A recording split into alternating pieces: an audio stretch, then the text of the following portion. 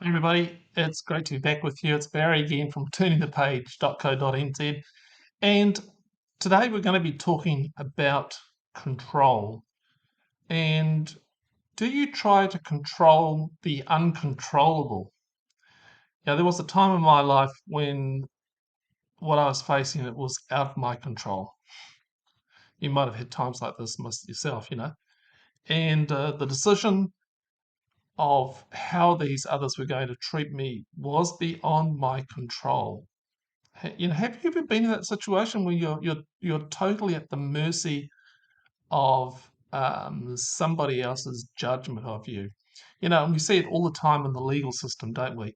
The defendant awaits the decision of the judge, and everyone in the courtroom they're all their opinions, but none of these opinions matter because it's the judge sitting in the seat of power that has the final say whether the person is guilty or innocent, or it might be a jury of people to say whether the person is guilty or innocent.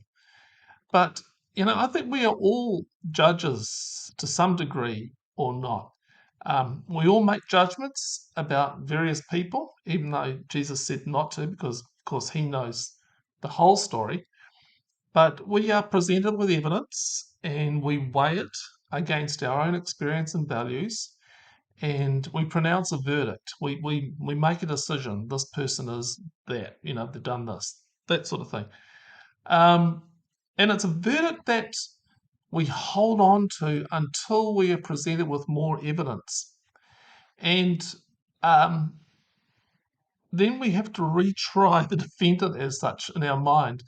And because we've already made a judgment, it's so much harder to change our opinion because we actually have to say that we got it wrong. Years ago here in New Zealand, we had this mental health campaign which had the line, "Know me before you judge me." And I often thought about how many of us are willing to get into the ditch of another person's life, where really the stuff, just to know what has shaped that person's soul, and so that we can make fair and reasonable judgments about this person. You see, I want to control certain situations and some people because I know best, don't I? And in my human pride, I think I should know how things should work out. So I manipulate, I deceive, and I lie to try and get the outcome I want. We all do it. Come on, let's be honest. We want to control the other person or the situation so that it goes well for us. And we have this turned in or curved in wood on our self bias. And in Latin, it's called the incurvatus in se. It's like a gravitational pull that pulls everything I do into being about me. You see, I want people to like me. So I present a certain reality that I think people will find attractive. I want to control the narrative of what people will think about me. And social media is just full of that, all the selfies, all that sort of stuff, to try and create the image of who I am or what I do. And it's really foolishness because you can't control another person's opinion of you. You can influence it. And indeed, politicians and pop stars and social media gurus, they all do it. And they've got all the techniques on how to influence you. And we can influence people into loving us or hating us or being indifferent to us. And I think so much stress is generated when we try and control the story, when the motives aren't self-sacrificial to the benefit of others. Look, I am convinced that some people, often without knowing, want to treat others like hand puppets. The hand goes up inside the puppet like the Muppets, they manipulate the person to do whatever the puppeteer wants. Or it's the strings attached type of version of a puppet. They pull you this way, and that through various of means of overt or covert manipulation, they get you to do what they want you to do. Why do we want to be in control?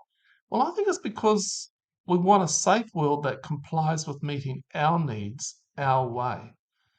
I want to control you. And especially, I want to control God. Yes, because I have needs that aren't being met my way in my time. So I want to control the world. Ah. And I think of Jesus. With all that divine superpower, Jesus could have controlled the uncontrollable. He could have snapped his fingers and made his followers be like robots and do exactly what he wanted. But he wasn't a dictator. Instead of demanding mindless loyalty, he said to some fishermen, "Come follow me." Then on the cross, he let the crucifiers have their way. He even prayed to forgive them. "Father, forgive them for what they forgive them, for they don't know what they're doing." There was a bigger story, and nobody could understand it. We even struggle with the bigger story today. You see, Christ's security was found in something greater than the opinions and judgments of others. Let's think about what we can control, what we can influence, and what is out of our control, the uncontrollable. This is what I'm going to share with you next is based on Stephen Covey's Circles of Influence. And if you come over to the blog and you look at the blog post, there's three circles. The inner circle is what we can control. And that includes things like our thoughts, my words, what I say to people, my actions, behavior, my reactions, my decisions, my choices, my attitude, mindset, and my mood. Then outside of that inner circle is the circle of influence, but out of my control. And in this circle, it has things like how much someone loves me. I can influence it, but it's not in my control. My reputation, I can influence it, but it's not in my control. How much respect people give me, or whether people like me or not. Other people's choices, other people's actions, other people's thoughts. I can influence them, but I can't control them. Then there's the outer circle, which is out of my control. Things like what's happened in the past. Well, I can't control what has happened in the past. It's already done. Strangers' comments on social media. I can't control it. I can't control the weather. I can't control whether public transport is going to be on time.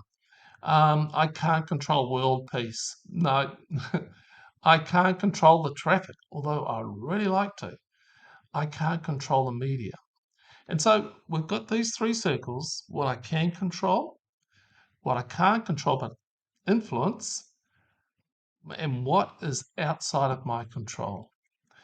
The question for me is how much time do I spend on which circle?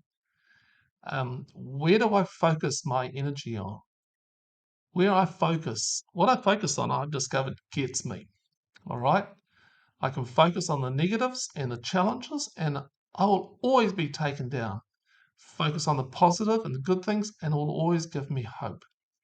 So that's a little phrase that I have cherished in my heart for a very, very long time. What I focus on gets me. Focus on the negatives, challenges will always take me down. Focus on the positive, good things will always give me hope. You see, I found that anxious and depressed people spend a lot of time dwelling and ruminating on the circle of what they can't control. The depressed ruminant thinks on the past with Mr. Could Have and Mrs. Should Have. The anxious person frets with Mr. Might Happen and Mrs. What If. And then we sort of swing between the pendulum of those two positions, don't we? The what ifs and the should haves. Centeredness brings us to a place of what is within our control and what we can influence. It's a place of mindful awareness of the now. And Jesus teaches me to focus on what is within my control and to use it in a healthy way for where I can influence.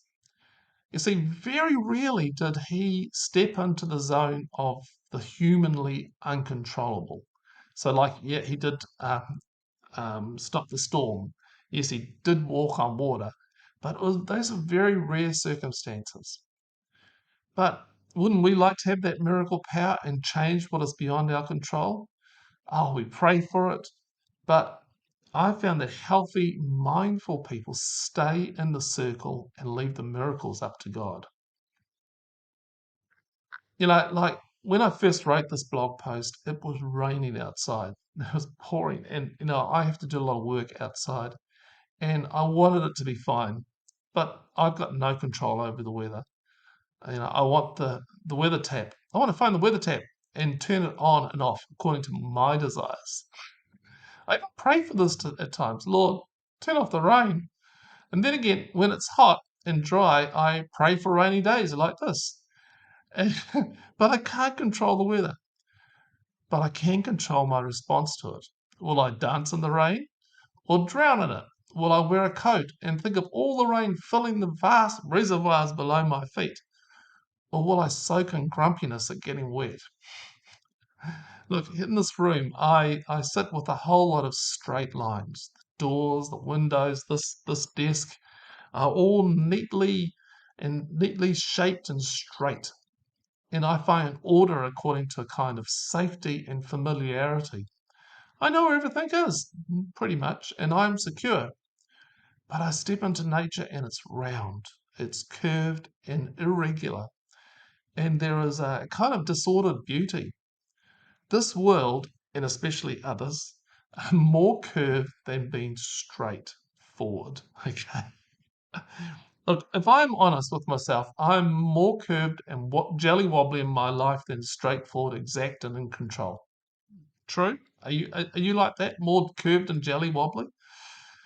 Look, others want to control me, to put me in a box of categories so they will feel safe and secure, to march me under a precise parade ground orders. But I want to dance a combination of disco, waltz, and throw in some Morris dancing for good measure. Truly, the only thing I'm in control of is my response to you and the world around me. And I found that even then, my body is fragile. And put under enough stress, my brain can become so unwell that its cognitive functions lose connection to reality. And I ask anyone who's had psychosis about the loss of control. And I've talked to some people, and where the brain has just done some, really weird things, and they've lost sense of reality. And you realize that there is a fragility to our lives that should sober us up to the need for humble prayer.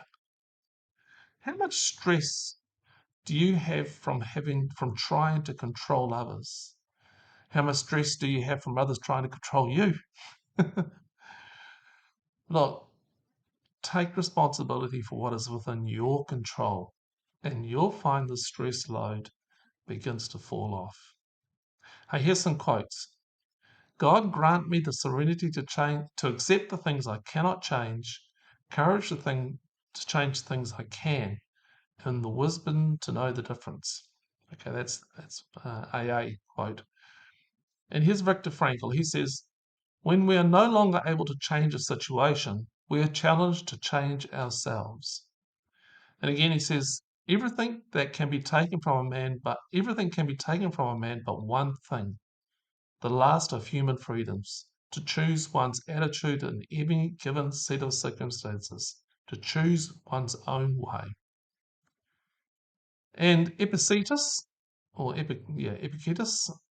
make the best use of what is within your power and take the rest as it happens. Some things are up to us and some things are not up to us. Some opinions are up to us, and our impulses, desires, aversions, in short, whatever is our own doing. Our bodies are not up to us, nor are our possessions, our reputations, or our public offices, or that is, whatever is not in our own doing. And at the head of all understanding is realizing what is and what cannot be, and the consoling of what is not in our power to change. That's Solomon in Ribble. Blessed is he who has learned to bear what he cannot change and to give up with dignity what he cannot save. Friedrich von Schiller. Dave Riddell, he says, stay in your own territory, do all that you can do, but leave the miracles up to God. And don't try to change others. Work on yourself instead. Your response to others is always your responsibility. And the right response ensures respect all round. David Riddell. Here's some questions. Which circle do you tend to spend the most time in? Okay. The circle within your control, the circle that is not in your control but you can influence, or the circle of the uncontrollable. Number 2, we want miracles. We want the uncontrollable to be in our control. Yes. But how much stress does this induce in our bodies? And number 3, who do you spend the most time with? Mr. Could have and Mrs. Should have? Or Mr. Might happen and Mrs. What if? Hey, thanks for listening or watching this. Um, Love to hear from you. Send me an email, barry@turningthepage.co.nz. And also, I've just put up on my website the invite for people to come and have a conversation with me. So that's like a one-to-one session with me. And it's all pay what you want, including free. And love to hear from you. If you want to contact me and have a chat with me, one to one over Zoom or some other app, please just email me and we'll make a time. Hey, until next time, remember to stay in your zone of your control. Okay? Control what's within you. Leave the miracles up to God. Bye.